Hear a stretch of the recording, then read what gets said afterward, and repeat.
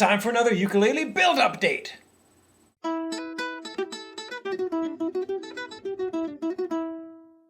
So here's what I have so far.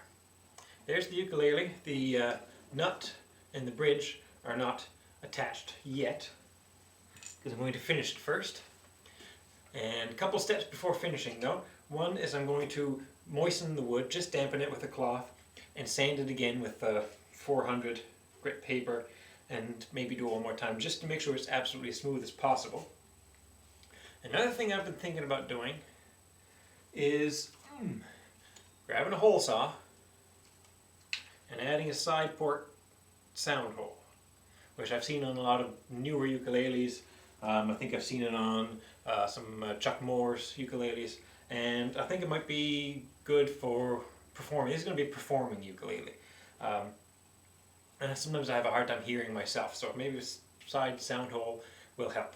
So I'm going to give it a shot, and then I'm going to moisten it and sand it. I'll need to shoot in a video of sanding. You've seen plenty of sanding. So let's get going.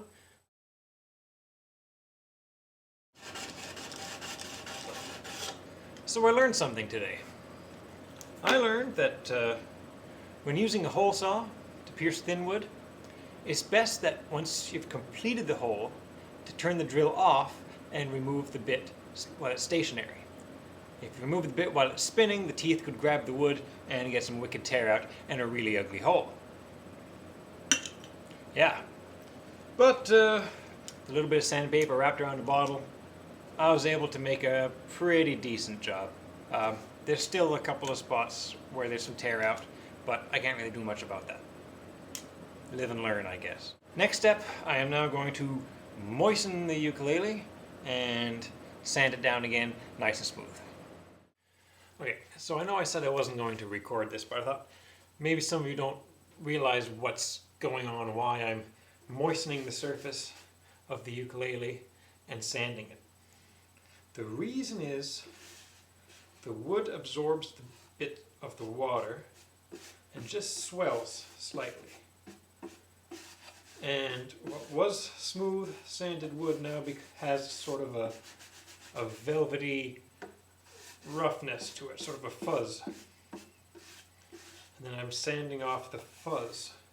By the way, this sort of wet look is what it's going to look like once it's finished.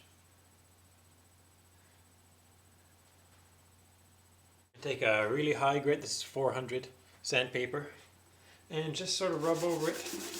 And it kind of acts like an eraser and just rubs off the little fuzzies.